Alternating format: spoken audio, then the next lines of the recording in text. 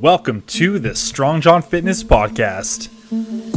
This show is dedicated to helping you achieve your best body without the BS. We'll cover training, nutrition, basically everything you need for a successful fitness journey, and we'll have some fun along the way. I'm your host, John Vlahoinakos. Let's get into it. Computer.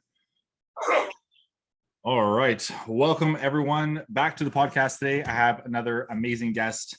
Now, this has been a tough one to schedule and reschedule because if you know me, I had a lot of stuff going on over the past month. So I'm very appreciative, very grateful for Ruby to show up today after like the third reschedule I think I had to do. So very grateful you're able to make the time to come on this podcast. So thanks so much for being here. Let's let everyone know who you are and give them a little background. So I'm Ruby Cherie, and I guess I got into fitness just because I could not remain the way that I was. And it was me being 37 kilos. I think that's that's less than 100 pounds. But as a 5'3" girl, I was pretty much stick and bone, and I just hated how clothes fit on me. I hated the fact that I had no energy. My hair was falling out, and I just wanted to change my story pretty much.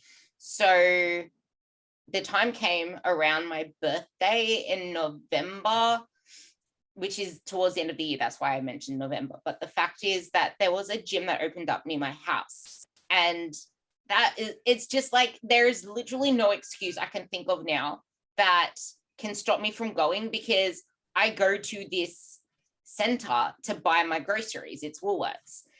And then next door, there's Anytime Fitness. So why can't I just go? But long story short, I wanted to pretty much change my obsessive type of thinking into something that's going to grow me instead of something that's going to sabotage me pretty much. And as soon as I got into the gym, it was more a fact of I needed to fight my mentality of you're not gonna stick to this.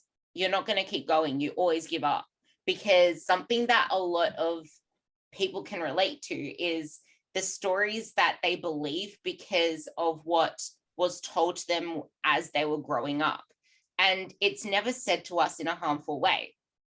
It's usually with love, or just without second thinking. It's like when our parents say things to us, or when our teachers say things to us, or even what happens in the school playground. All of that can impact us without us actually realizing. And because I was always put into things when I was younger, I would play it out and then realize after a while, I didn't want to continue that and I wanted to do something else. So it came like, it was always said to me, you never finish things anyway. So then there came a point where I wouldn't be put into things I actually wanted to do. Whereas before, obviously, if it's your parents, they want to actually put you into things that they want you to go in because, hey, who's paying for it?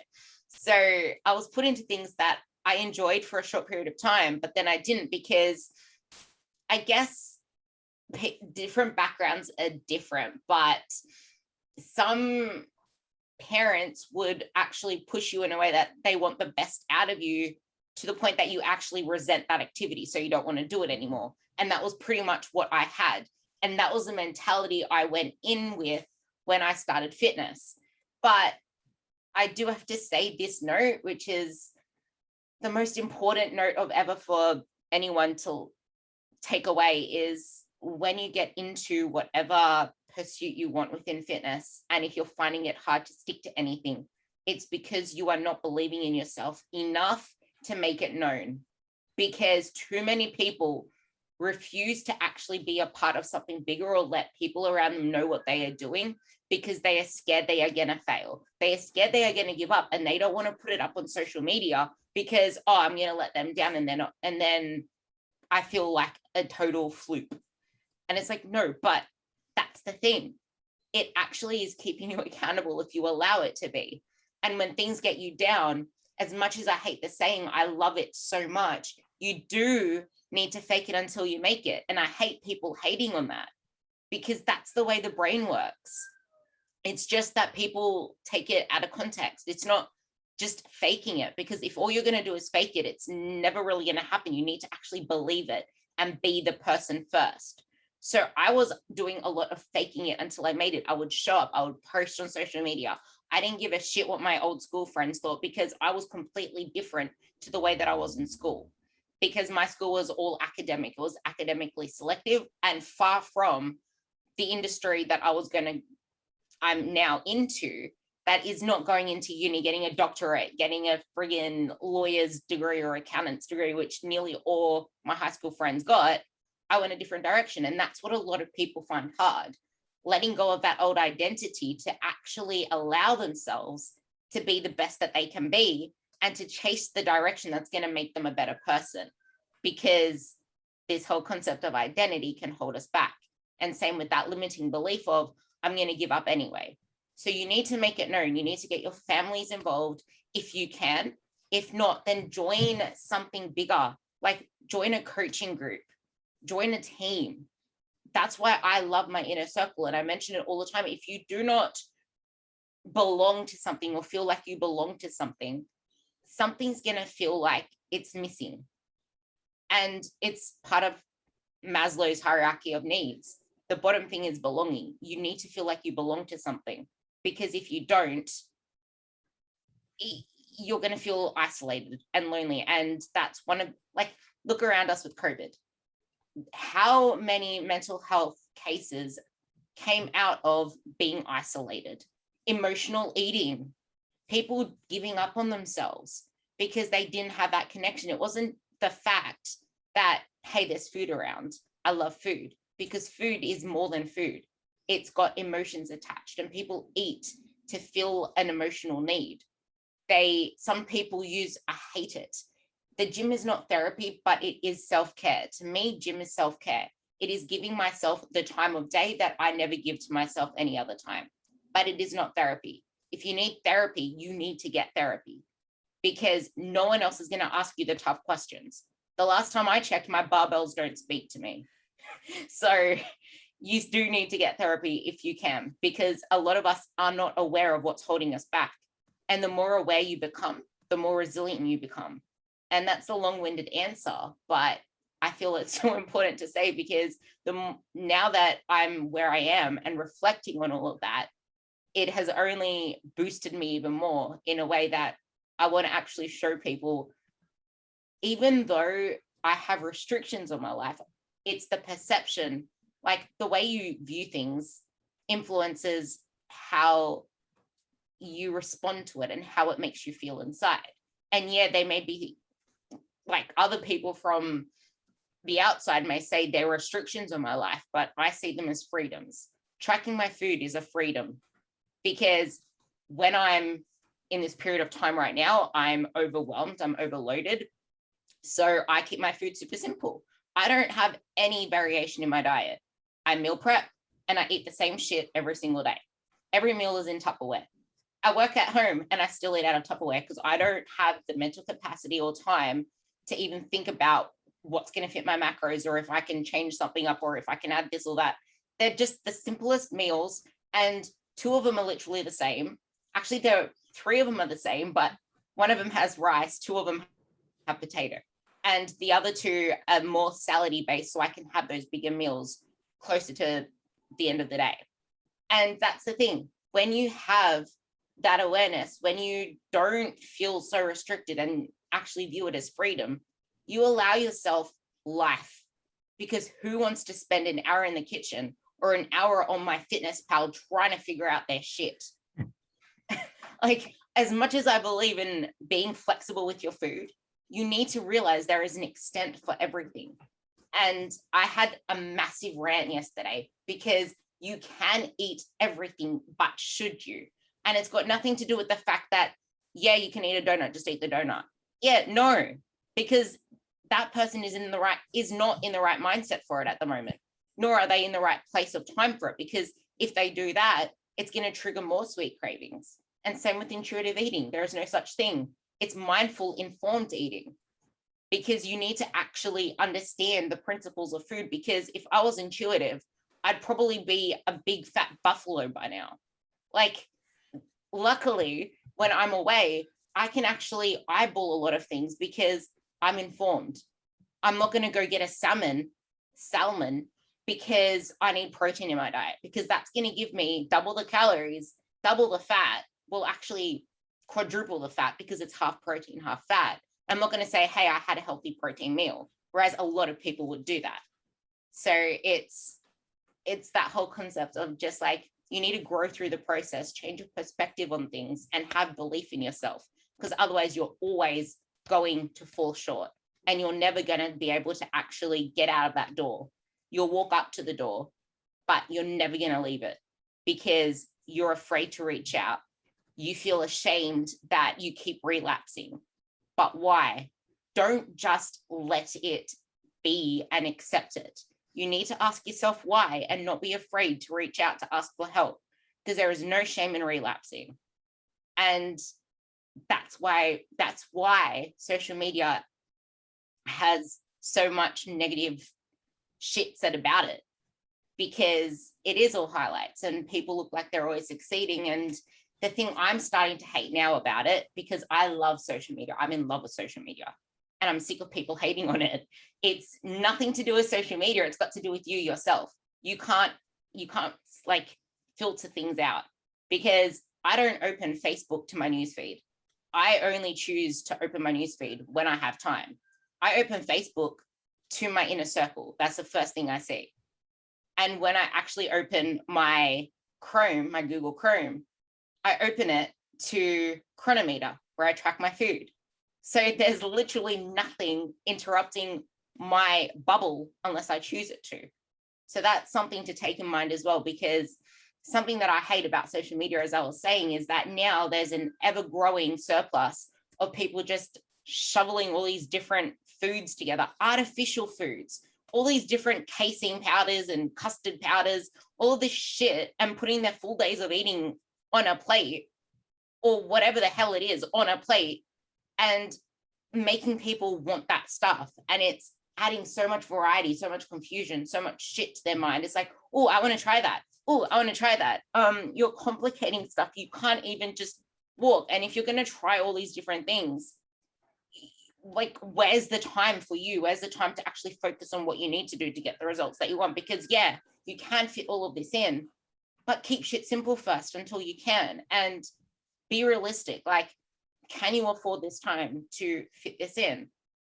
And I'm seeing it now more than ever, which is the biggest thing. It's like more and more people are popping up saying, oh, I can help you create the best recipes. I'm now a nutrition coach. Mm-hmm. Are you? Like, are you? I've been following, well, I haven't been following them. I've been watching about 5 people online. All of a sudden there's online nutrition coach in their bio.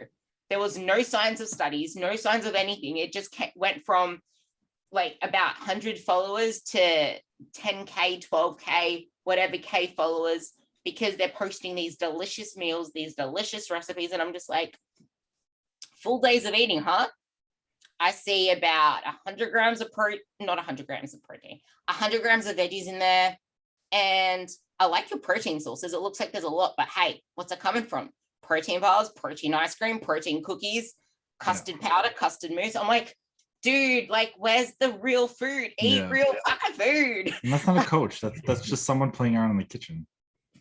That's my biggest rant, but I think I'll let you. That was the best intro to a podcast I've ever heard in my entire life. You nailed so many topics so well in just under 20 minutes. That I have to go back on my brain and try to find them. So the first thing you said, which was huge, and I think it's a huge detractor for people, is identity. Like, people have said, like, you know, I'm always going to be this way. This is just who I am. This is just who I am. To me, I understand, like, when people say that. I've really gotten away from saying that because I feel like it's bullshit. You know, you're telling yourself this narrative that's, you know, this is who I am, but you've changed. Everyone's changed over the course of their lives, right? If someone says to you, you're not good at math, like you mentioned with teachers, you're not good at math, oh, so-and-so's not good at math, you take that with you. So as an adult, you never strive to be better at math. or you assume you suck at math or whatever the subject is, but it's not the case. Like, we're all capable of learning new things. We're all capable of growth. We're all capable of succeeding in fitness. It's, do you believe in yourself enough to do it, to put your foot forward? And you mentioned the door, which I love that. I usually use door or pool or fence as an analogy, but like, people will say they want to lose 20 pounds. Fine. But they'll have 1 foot in and 1 foot out. They'll never make that full jump in the pool, full way through the doorway to take the control and actually make the effort to do what they need to do to lose that 20 pounds. But it's like, they say they want it, but will they track their food? No. Or they'll do it 2 days a week. Will they work out consistently? Well, no. Will they sleep better? Sometimes. Will they, drink less alcohol? Probably not. So they're never really in that doorway. So I'm really glad you brought that up, because it does hold a lot of people back. And one of the most powerful things I've noticed too, and you brought it up as well with your inner circle, is having a team, having a community, having a group of people that are all striving towards the same thing. I have my team of clients, and the ones who are interacting the most with other clients do the best. Like, it's not, I'm not pushing anyone to really, post if you want to post or share what you want to share, but I do like to hear from people. And those who don't share typically don't do as well, just because, again, they're almost either ashamed or they're shy, whatever the case may be, or they rather just keep everything private. That's fine. But they also have nobody else holding accountable. When some of my clients, I'll call them the all-stars, if you want to call them that, they're always posting about how they're doing, or they're struggling. They're being honest. They're helping others. They're really growing. And I've worked with people. I have a guy who's going to be with me for almost 2 years. Like, he's grown exponentially, just helping others, providing some tips for people. Sometimes I joke and call him my assistant coach, but no, it's true. Like, the community thing is huge. And I only started doing that last year, and I wish I started that years ago, because it's so powerful. And I just sit back and I smile when, like, someone has a question and someone else jumps in before me to answer it. I'm like, this is great. Like, as a coach, I'm nothing but happy to see my clients knowledgeable and helping other people at the same time, which is huge. How long have you had your inner circle for? I actually started it when I first started coaching, because I never had people to support me. And my parents especially are so far-fetched from what nutrition is. Like, there was a point where I was comp prepping and mom's like, there's no fat in an apple, you can eat it. And being a 5'3" girl and needing to actually stick to the T, to my macros, to get shredded, because I was like in my last couple of weeks and I'm like, I need to nail everything, weigh everything. That was the most meticulous that I've gotten with my food. But she's like, there's no fat in apple, you can eat it. There's no fat in chicken breast, you can have more. Like, all this stuff, because there's no actual fat in it, you can eat it. It's like, you need to surround yourself with people that get it. And especially because in my HSC, I don't know what they call it there, but it's the thing that gets you into university. Okay. But in that, the topic that we had to do for our biggest module that was weighted 50% of our mark was belonging. And it's through that module that I've become so attached to the concept of community. And that is the reason why I love social media, because in my isolated world, I need that connection. I need people to talk to. And I love what social media has brought for me, because as much as I am an introvert, I'm an extrovert. Like, I love people. I love talking to people. It gives me energy. It's something that is like my caffeine. I can be tired, and as soon as I have a good conversation, I'm alive. I can, like, as soon as I make someone's day, like, I can feel really sad and down on myself. If I talk to one of my clients, or I go into the inner circle and I see people are helping each other, like you said, all of a sudden I'm completely on a different level. So that was the first thing I created, actually. And I worked hard at trying to build different things for the education inside it as well. But people don't see the value in that. They really don't. They miss exactly what it is that a community can bring them, because mothers know this. I can do everything on my own. I have 8 arms like an octopus. I can do this, I can do that. oh, society told me to do this, society told me to do that. Oh, look at what that mother's handling. Oh, look at that mother, she has 3 kids, she's not having any issues. Again, social media. But the thing is, another thing I can rant on about, oh, she has more struggles than me, mine's not valid, I'm not going to say anything. Like, people feel like because other people have it worse, their struggles don't matter. But the thing is, what someone else seems as a struggle, I used to actually compare myself in this way ages ago. But it's like, yeah, I am freaking grateful and blessed in my life. And my struggles may be nothing to someone else, maybe first world problems, but they're freaking hard for me. And that matters. And same with another person. And if you can't put yourself to empathize with other people and also empathize with yourself, you're going to keep sabotaging because you're not allowing yourself to address those issues. You're not allowing yourself, I hate the word issues, you're not allowing yourself to address what is troubling you. And the more that you resist feeling that emotion because it doesn't matter, the bigger it grows until all of a sudden it explodes. 100%. Everyone's struggles matter. And if you can realize that what you have experienced in your life has got you to where you are now, so then your perception of what your struggle is great, just as someone else is great to theirs. You can both handle different things. You can both tolerate different things. You both have different lifestyles. So yes, your struggles will be different. Yes, she may be juggling 5 kids, but how long has she been doing that for? She probably was adapted in that way. That's just who she is. So she does have her own struggles, but you may be struggling with just the one, and that is okay. But it is not okay to say that you are okay when you're not okay, because then how the hell are you going to get out of your rut and actually move yourself forward? Because that is not just who you are. Back to your point, that is not just who you are. Yeah. You may believe it, but no one asks good questions. I can easily go on another rant right now, just off that little slogan.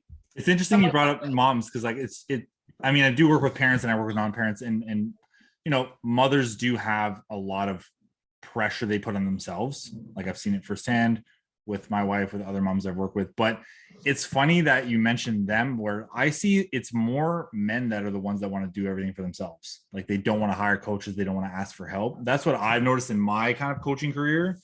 It's men are much less likely to put their hands up, say, yes, coach me, I need help. They're more likely to put their head down, try everything under the sun first, and then maybe they'll reach out. Like, I have any Facebook group I've been a part of, they're mostly like dad groups or hobby groups and stuff. Like, there's one guy who's like, personal trainers are worthless, you don't need them, there's programs everywhere. And I'm like, I didn't want to start an argument with this guy because I don't do internet arguments, think they're a waste of time.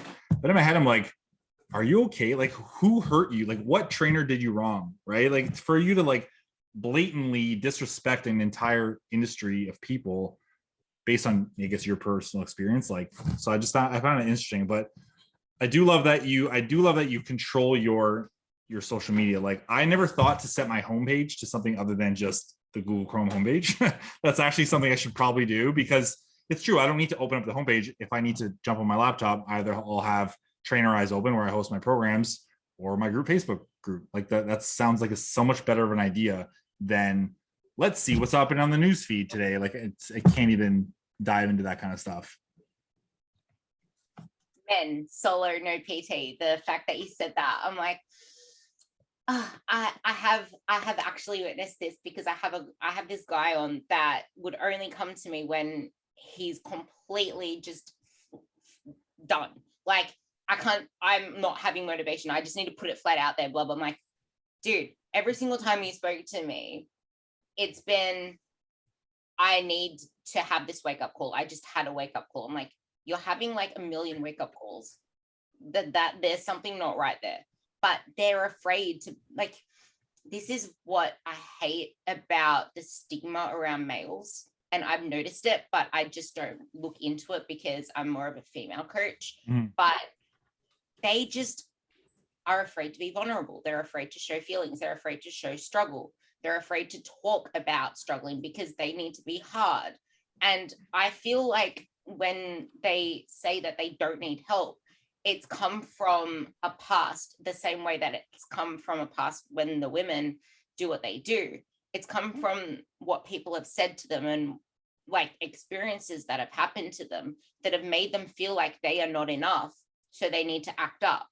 They need to be bigger men, so they need to act up. They don't, and this is where we need to ask better questions of ourselves, because if we do not ask us, why are we responding in this way? Why do we believe this?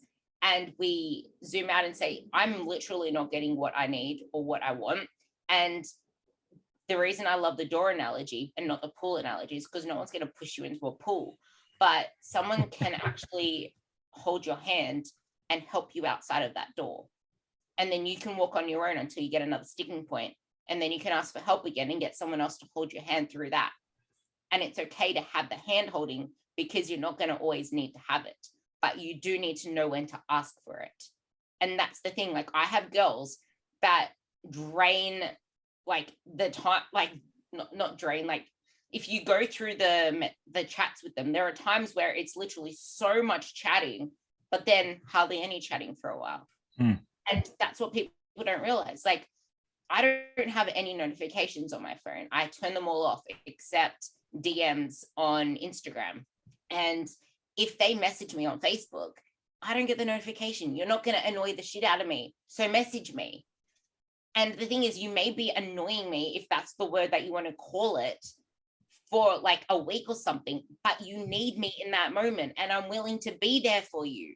So reach out, because otherwise I'm not going to know. And then, like I said, it's going to be like this big combustion until you can't hold it in anymore. The cork pops, explosion. So yeah, but back on the note of you need to ask better questions. How many times have you seen someone come into a group and say, this is where I'm stuck, someone help me? And then everyone just chimes in with their own opinions. And then some other people back them up. And it's just like, this person has hardly said anything in their question. And no one is questioning anything. Yep. I need more energy. What subs can I take? That was one I saw yesterday, and it shat me, because everyone's shoving supplements at her, telling her to inject these vitamins, inject B12 into you, inject vitamin D, all this shit. I'm like, no one's asked about her food, her sleep, her stress. Is she overtraining? Is she over dieting? Is she eating like a friggin' asshole and not actually eating vegetables? Like, ask better questions. That's the thing with those groups, though. I think a lot of them aren't coaches, or they're not good coaches because they're not asking questions. Like, I've seen exactly, and it bothers me because, you know, someone will ask for advice, and the first thing I'll ask them is another 2 to 3 questions based on their question. Because if I don't know the background, how can I give you any advice? How can I ever tell you anything unless you're just explicitly asking for like squat form advice or something? Like, I think someone asked the other day about, you know, like, I want to do this, and, you know, I want to lose a bunch of weight, and I'm thinking of bulking for 6 weeks and cutting for 6 weeks. And I'm like, okay, I took it. I'm like, I could flat out just write paragraphs on why he shouldn't do that. But instead I'm like, look, like, what is your end goal here? Like, what do you want to achieve 12 months from now? Like, are you looking to lose body fat? You're looking to get bigger? He's like, oh, like, I'm not trying to be a Mr. Olympia. So I dig into him a little bit. And this is not a client. This is just random Facebook group. But like you said, people need to ask better questions. I think one of the biggest things is self-reflection is really hard for a lot of people. For, I'd say, most people, whether it's they're disconnected from themselves because of literally everything else at their fingertips, or it's too difficult for them to look inside or journal or think about, you know, what they're really struggling with. Like, I know I don't take care of myself enough in terms of like real self-care, in terms of like journaling, or just taking time to disconnect from everything. I don't. And sometimes I get overwhelmed, and sometimes the cork pops, and I hate it, but I haven't done anything enough to change it. Some people won't even have that self-realization that they're overwhelmed, they're stressed out, and they can't handle everything that they're trying to handle at once. And that's why they quit fitness programs, or they can never see the results they want, or they're just flat out miserable. And then they go and argue on the internet for hours on end. Everything you said there is spot on the head, because that, I think it's just natural for most of us in our industry that care a lot, because I'm the same. And it's like, I had the realization every single freaking day, I need to just shut all the tabs on my computer and just be back to my Ruby self. And I actually started doing it today. Like I brought out my scrapbook so I can actually start planning things that I want to create for my inner circle, because that brings me my passion. But no one wants to sit with their emotions because it hurts. It's uncomfortable. And it's not until you sit with those emotions that the resistance lessens. Ever since I did my own podcast on Monday about this, it's an analogy that I am now obsessed with because I freaking love Harry Potter. Now, Harry Potter and Voldemort, whenever they have their wands together attached and they're trying to like have this battle, they meet in the middle, and then Voldemort wins for a little bit. But then Harry Potter, because he's coming from a place of goodwill. He's coming from a place where he wants to better himself, better other people. At first, this is like, I'm talking about the actual ones. Think about the ones. It's almost like you're fighting your inner demons, the good person and the inner demon. If you don't actually get to that confrontation, yes, it is going to fight you back at the initial start, and you're going to meet in the middle. You're going to have that resistance. It's going to be strong, and it's going to take a lot of energy, a lot of emotion out of you, because you know how drained Harry Potter is after. He freaking faints and he's out for a while. That is what you need to push through, because who wins? Harry Potter. The wand on his side, the power, the blue, it gets stronger and stronger and edges closer until he wins.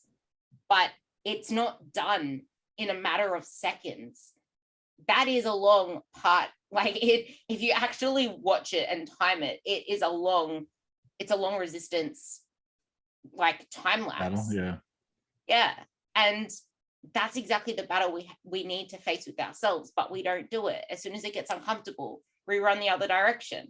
But something that was brought to my attention when I made this analogy, what is it that I almost said Ron and gave it away, but what is it that Harry has that Voldemort doesn't? He has support. He has people that believe in him. He has people that are backing him up. And it's out of love. It's out of true support.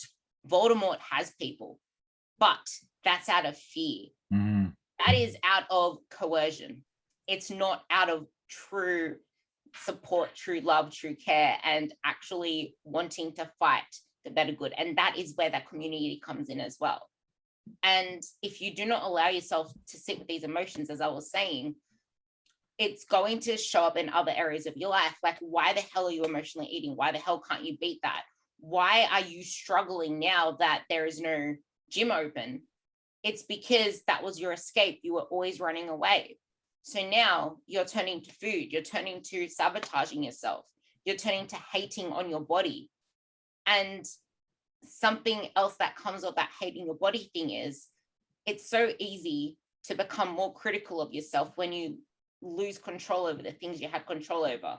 If you let your non-negotiables slide, if you let this is why I say tracking my food's freedom, because even when I have like a negative moment about my body, I don't after that. It's like, yeah, I know that I'm feeling this way, but I have full control over my food. I have full control over what I put in my body and what my body does. So all I need to do is zoom out, kind of do the math, see what's going wrong. Am I doing all these things differently than I was? Cool, I can change it. But then people lose that because other things pop up and all of a sudden they need to care for their kids, or all of a sudden they're dating someone, or all of a sudden this person's coming first, or they just stopped doing the things that made them feel good in the first place. Like, I think it was Westside Barbell that posted something on this, but if you stop doing the things that made you feel good, you're going to have a lack of them when you need them most. Because people do, like, they implement all these small things when they're struggling. And then as soon as they're doing good and building up that confidence, they let them go. They let them go, and then they wonder why they're struggling. Like, what were you doing? You're coming to me with the same issue that you came to me with before. Have you implemented all the things? Yes. Have you? Are you still doing them? Well, no, I'm not doing them anymore.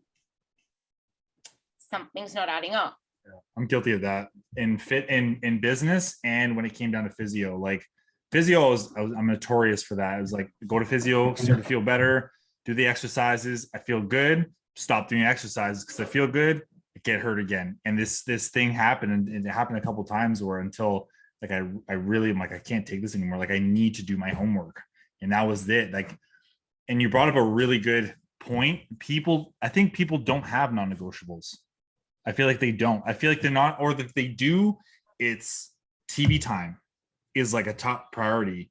And to me, like I love television, I love movies, but it can never be a priority over something else. Like that should never, unless you work in that industry, that needs to get off your top 5, top 10 things you need to do every single day.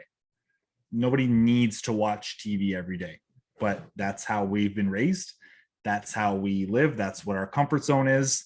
The TV and the snacks go hand in hand. You feel good. You're sitting, you're eating, you're watching, you escape.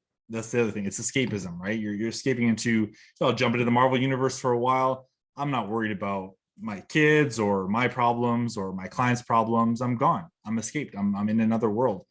But I think the problem is, you said it, is people are escaping too much, whether it's to the gym, whether it's TV.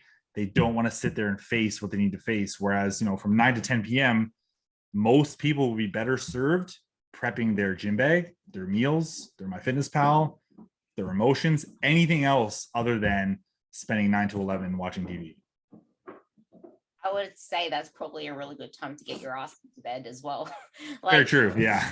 People, they don't realize the importance of sleep. They really don't. And sleep leads to so many complications with achieving your body composition goals. It really does. Because the less sleep you get, it is actually shown in studies that if you wake up with less sleep for that one day, your insulin sensitivity is going to be way lower for that whole day, and it can even last the next day. Wow. That is how powerful it is. It's not just transient. And the thing is, if you're insulin resistant now in that day, the food isn't going to be going where it needs to go. You're going to be feeling lethargic. Yep. You're going to be feeling bloated. You're going to preferentially store more fat than you are anything else.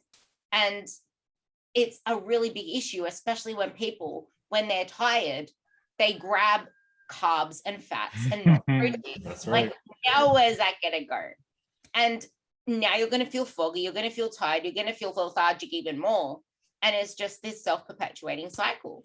And that's the thing about the TV thing that you mentioned. It's like you're getting a dopamine hit and you're getting yourself used to that dopamine hit. And because the body thrives of dopamine, that's going to be a hard one to nux.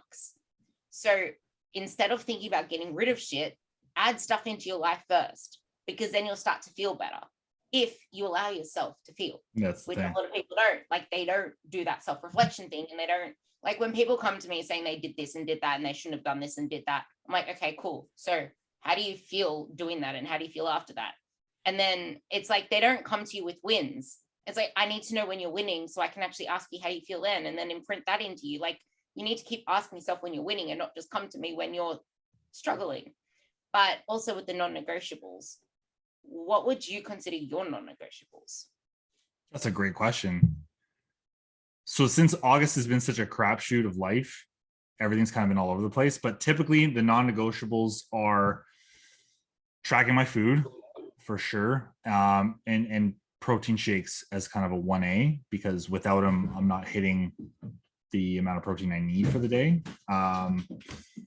Step count has been a really big one. And we moved further north from where we lived before, so that's going to be tougher. But I do have a treadmill in my basement. So if it's blizzarding outside, I really have no excuse this winter. And that's for anyone listening to this can hold me accountable this winter time for me to get my ass moving. Step count for sure. Calories is another one. And I don't say this is tough. I work, I guess. I don't know if you can consider that a non-negotiable, but that's my top two. Because if I'm moving and I'm eating well, I'll put it, and being mindful of my choices, making better choices instead of just eating what I feel like eating or eating intuitively. Because if I ate intuitively, I wouldn't have the body composition I have now. Let's just put it that way. But that's pretty much it. I mean, sleep is something I've gotten better at. I mean, between having a newborn in December and a puppy this past month, sleep's been kind of shitty overall. But I am getting to bed earlier. I am waking up earlier to give myself more time in the morning. That's a tough question. You're making me really like, I gotta write some shit down now and get to work on my non-negotiables for sure. What about you? That's actually something that I've always had in place. That's why I love not always had in place, but have in place, and it's kept me rock solid in COVID. And it's, I need to have 1 hour of movement every morning as a non-negotiable. Nice. And my thing is, I'm very productive in the morning with everything. So I need to fit in my movement. I need to fit in trying to wrap my head around what I want my social media post to be about. Thank you, Jeb, for posting me a topic to do my reel on today. But yeah, so it's having that morning, back to that morning thing, having that morning time for me. Because if I don't have that morning time for me, I am really not a good coach. So that's my non-negotiable. I need to have 1 hour movement every morning. I need to have my morning routine, and I need to make sure that everything's in chronometer, because I want to know that I have control of my food for that day. I don't want to be thinking about anything. So if it's not in the fridge already, meal prepped, then I need to make sure that I've already planned it ahead. So then I'm not thinking ahead of time, because I don't have time to think about food during the day. And the last one is, I need to have a nighttime routine. And my nighttime routine isn't as good as it used to be, because everything's just been a little bit more hectic. And that's because I needed to zoom out and bring out my scrapbook. But I still kept my night routine of, I'm going to put lavender oil on my pillow. I'm going to like do the same thing that I always do, which is get into bed and scroll my phone until my eyes go tired, because scrolling my phone makes my eyes tired. And then I put on a podcast and I have it on 15 minutes time out. And I don't even know when it times out. Like, I'm out within 5 minutes as soon as I put my phone down. I sleep really well. That's good. So that's my thing. And it's because I have that same routine of, I walk before dinner. So I don't care. I'm standing on a desk treadmill at the moment. I walk before dinner while I'm just like on my laptop, scrolling my phone. I do that because that helps my digestion of dinner, because my dinner is so big. And then I eat dinner, and then I sit at the computer for a bit. And then as soon as I finish my dinner, I give it about like 15 minutes. And then I start my nighttime routine, wash my face, put my lavender oil on my temples. And then I put lavender oil again on my pillow. And then I repeat that routine. It's shorter than usual now, but it's gradually going to get longer now, because I want to rejig my sleep routine so that I can wake up way earlier, because I am much more productive in the morning. So that brings me to, you need to know yourself. And if you do not know yourself, you're going to try and match up to every Tom, Dick, and Harry online. And that's the same thing with the whole food thing. It's like, yeah, okay, cool, they're eating like chocolate and ice cream and stuff, but you need to stop looking at what they're doing, because you're not, like, that's not something you can at the moment fit. It's, you can eat whatever the hell you want, but should you in this moment? And it's when you know that you have that power over, yes, I can eat everything because I am in control of my diet and I am tracking my food, then I can actually start to factor these things in. And that's where people come into this whole binge eating thing, and they can't control foods because they try to do what other people are doing when it's not right for them, or they haven't yet gained control over what they're doing now. And that's the same thing with that whole door analogy. It's, as soon as people make the biggest effort ever to get off their ass that's on the chair at the desk to actually walk out the door, they're wanting to take a step from one side of the room all the way to the outside of the door without doing one step at a time from the desk to the freaking door. Like, you're not Superman, you don't have wings. Like, freaking take your time and stop trying to do everything all at once, because you need to act like it's not about reaching the doorway. Who gives a shit about the doorway? Because you're not going to get there without taking the steps. It's just like this all godly thing that's covered in gold, because it's nowhere within reach. And you grow in the process. Like, you need to make the process the goal, because I can tell you right now, I sometimes look back on phases that I did before, and I'm lifting like 3 times my body weight, squats and deadlifts 3 times my body weight. And I'm like, holy shit, I was strong. Holy shit, I had a big ass then. And look at me now. Like, I've lost most of that. But it's like, yeah, okay, Ruby, but what have you done in the process? It's not about getting from A to B. You're getting from A to Z with all of these different letters in between. Like, you have a story in there. Okay, so I did bodybuilding. I trained like an asshole, thinking that I need to annihilate myself, not stimulate myself. I overtrained. I underate. I kept myself lean for way too long. Okay, cool. Wasted quite a lot of time there. And then I got into powerlifting, kept myself at a stupid weight class, but I'm grateful for it because I set all the records for my juniors. But but it's like, kept myself at that ridiculous weight class, kept myself tied to a scale, which kind of sucked because I hate being tied to a scale. I felt fat as hell, because I was bloated. I felt like shit because all I was doing was focusing on this scale. And because I was so stressed out about the scale, I'm holding all of this water weight. I'm not allowing myself to actually fuel my training with carbs. And then I stopped the powerlifting. Thank you, COVID, for coming in, because I realized I wasn't so passionate about it. But then what did I do? I started running. I started wanting to get into more hybrid stuff. I ran a half marathon. So yes, I have all of that history in there. And now look at me. I've gone from someone that was trying to maintain this body that I was happy with, but I wasn't kind of doing all the things that I'm doing now. I'm not enjoying life. I'm not focusing so much on my business. It's all just about, I need to do this to maintain my body and I don't want to worry about anything else. To now, it's, no, I actually want to make this body grow to be the best that it can. I want my glutes back.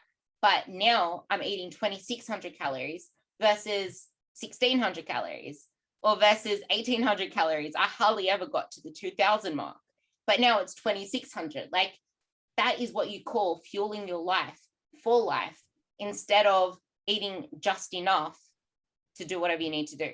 Yeah. Like, you want to eat and thrive, not eat to survive. Yeah. Like, that's what a lot of people are doing. They're like eating the bare minimum, that because it's what's maintaining their body, that's what they know. But it's like, yeah, but have you ever tried actually moving more, being more active in your life, and actually fueling that? They're scared of more food. That's it. You're going to feel 10 times better if you're actually moving more. And it's not go smash yourself in the gym, because I'm sick of people thinking that you burn a lot of calories in the gym. I don't even have my watch now because I had to take it in for service and it's been ages. But when I have my watch, it says, okay, you burn 300 calories in a session. When I also do it on Strava, because I track whenever I do anything on Strava, I also use Strava. So Strava would say, okay, you burnt 450 calories. And let's say I did something on the treadmill. Then again, they will both be different. It's like, you're getting different calorie burns from everywhere, but the truth is you're hardly burning that much. Yeah. And if you were to do nothing, you would have burned about like 100 calories, 150 calories anyway. So you didn't burn 350, you burnt 200 extra. Whereas your food that you eat makes the biggest difference, and the steps that you take, the activity that you do during the day, because you can't just smash yourself in the morning and then think that you can just sit at a computer and you can call that a day and say, oh, I did all my steps. Because no, you didn't. You need to move more. You need to do more things. Like, do you want to keep up with the kids or not? Do you want to keep up with the housework or not? Do you want to go to bed feeling like you're full of life and not like you want to sit down to a booze or two, eat popcorn, eat some chocolate because it's the end of the day and you're feeling like crap and now you want to watch TV? Like, you want to end the day the way that you want to start the day, because your morning starts at night. If you don't set yourself up for a good morning or a good sleep. Ooh, I love that. That was like good. When I ask my girls, how's your morning routine? I say, I need to correct myself there, because by that, I mean, what happened before bed? Because to me, that's your morning routine. That's awesome. That's one of the best things I've ever heard. It's true.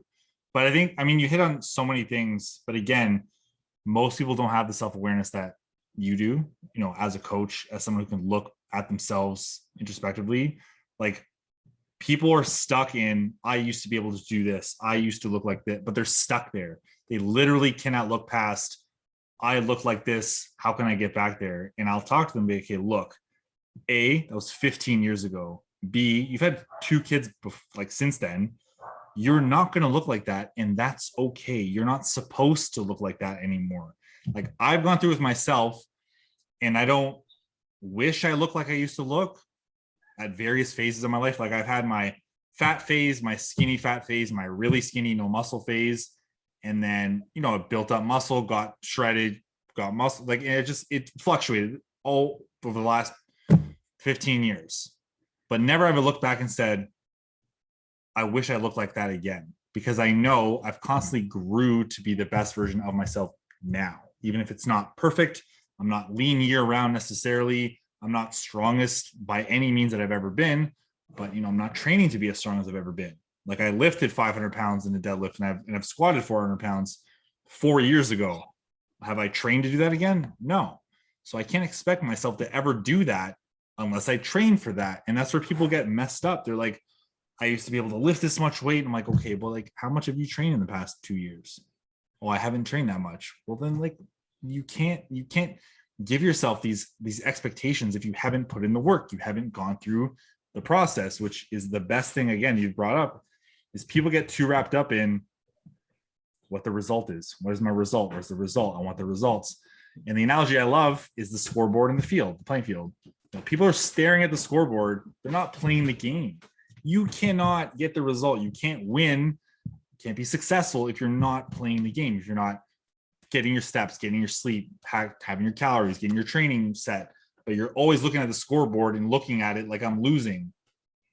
But you're not there. Like that's where I get so frustrated. Like, no, I really want to lose 10 pounds. What can I do to lose a pound a week? What can I do to do this? I'm like, okay, well, let's take a look at what do you need to do every day that will bring you to that end result you want. I'm not talking about the end result anymore. We're talking about what do you need to do today and repeat tomorrow and repeat the next day and repeat the next day, because everyone will be like, okay, I've done 4 weeks of this. Where's my results? And I'm like, well, you missed 3 workouts and you track your food for 4 days instead of, all 30, and they get lost. They get stuck in like, okay, I look in the mirror and I don't see results. Where are they? And then they're just from there. It's really hard. Sometimes it's really hard to bring them back from that. Their expectations are shot and they either quit or they try some other extreme method that you and I both hate. Literally, that's the case with so many people. I would have to say the majority of people, they want the results now. And like you said, let's just focus on, let's lose 1 pound now, or let's just focus on today. Let's focus on this workout. Oh, that's going to take too long. Oh, but I'm not seeing physical results from that. Like, I'm grateful for this girl for being so open with me, even though she said it and it hurts me so much. Like, honestly, she made me cry one day because I feel a lot of people's pain just when I talk to them because I'm so empathetic. So getting emotional, but I'm getting her to do this inner work. And she literally said to me, but I'm not feeling the physical results from it. So I'm not feeling like I should do it or I can do it, or it's not like I told her to do gratitudes and she's just writing random shit that is still negative, but it's like gratitude, but it's negativity in disguise. And every time I read it, it hurts me. But that's the thing. Like, people just want to see physical results. They're not realizing that until you actually do the mental work and have a good mindset around it, nothing is going to be sustainable. Nothing's going to be sustainable because your only dopamine hit, back to the dopamine thing, is coming from getting results or seeing results. And I need to get back into all my neuroscience studies because I was deep in the middle of doing a lot of neuroscience studying. But if you don't reward the process, and if you don't actually pat yourself on the back throughout it and get that dopamine hit from, like, when I was running, I ran because I freaking hated it. Like, I hated running. So I made myself run. And every single time I ran, I would want it to be over already. So I made myself run friggin' 16 kilometers, 15 kilometers. As soon as I got to 8, I wanted to give up. As soon as I got to 10, I wanted to give up even more. As soon as I got to 12, I'm like, no, I'll just do one more and I'll quit. I won't do the 20. Nah, I kept doing it. But I'm like, nah, I'll just do one more. Nah, I'll just do one more. And I broke it up and I rewarded myself after every kilometer. Or when I was actually running somewhere that was only 400 meters and I knew that I had to do all these different stuff. Like, I'm like, okay, so let's break this down. That's going to be enough. This many laps. No, I just need to make it to the next. I just need to make it to the next one. That's good. I just need to make it to the next one. That's good. I just need to make it, like, you need to break it down and reward yourself in the process, because the brain comprehends things in those small pieces of space. Like it needs those blocks. It doesn't like the unknown. So you need to make it, like, you need to make it attractive to the brain. You need to break it up and reward yourself for that.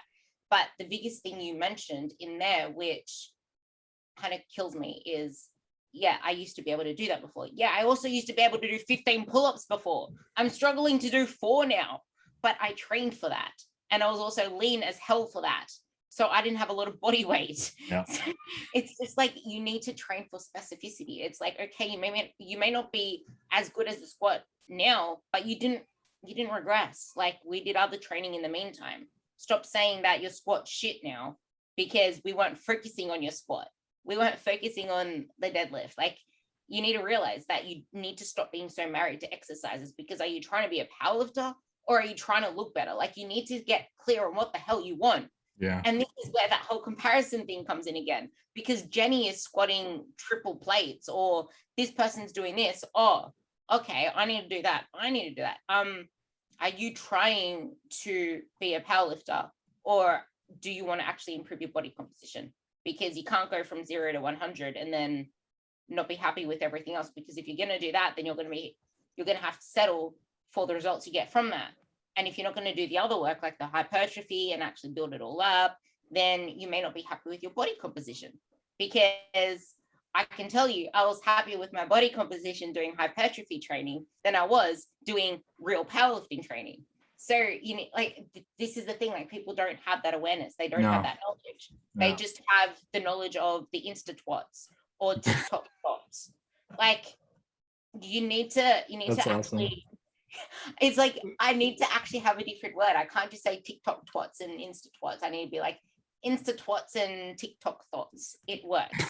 But that's literally what it is. Like, because I'm following a lot of the social media trends now, there are now things coming out where you can have this like brand thing or this influencer thing, and there's more and more people getting paid to show shit that they don't even freaking use. Oh yeah, don't get started. Yeah. Oh, I got tagged in this thing where this person had the most amazing ass, but guess what she's doing? She's lifting a boulder outdoors, and people are like, okay, so I could do outdoors training and get an ass like this. No, honey, you can't. Yeah. Like, she's genetically like that, or she trains differently from that. Like, you don't believe what you see, and stop trying to fancify up your workouts and change them every week because you're seeing all these different fancy shit. Like, if you want to get better at something, you need to stick to it for weeks, because the body needs to adapt neurologically with the brain before it can actually adapt with the muscles, because there's a whole neural learning before there's a muscle learning, and then there's a muscle growth.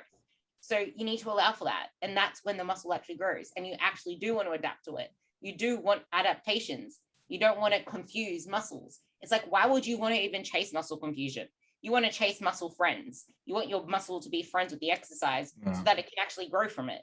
But you do want to confuse your body when it comes to cardio, because that's where your body adapts. True. That's what the influencers won't teach you, or teach the masses with their shit. I wish we can keep going. I have a hard stop in like 2 minutes, but we definitely need to do a part 2, because this has been incredible. Because like the comparison thing, shiny object syndrome, social media influences, like we can both go off on those for a long time. But what I'd love from you, just as a closing point for this, because again, we're gonna have another one, is just like a golden nugget or one tip for someone that's trying to change their body composition, let's say. Stop comparing yourself to other people and make the process the goal, and reward yourself in that process. Mic drop. That's perfect. Ruby, where can everyone find you? That's a shameless plug here. So I have my podcast 100% Real with Ruby, but that's more mental, like mindset stuff. I want to make it more on the mindset stuff, because there's a lot of fitness shit out there already, but there's no mindset behind it all. It's all like, you know, the motivation stuff. Yeah. And the other one is rubycherie.coaching specialist on Instagram. So you can find me in those two places. Awesome. I'll definitely link those in the show notes anyway for anyone. But thank you so much for taking the time. Again, we rescheduled a few times, but I'm glad we made it work. And we're definitely going to have a part 2 because we need more Ruby rants. 100%. They were awesome. Thanks so much, Ruby. Thank you so much for having me. Take care.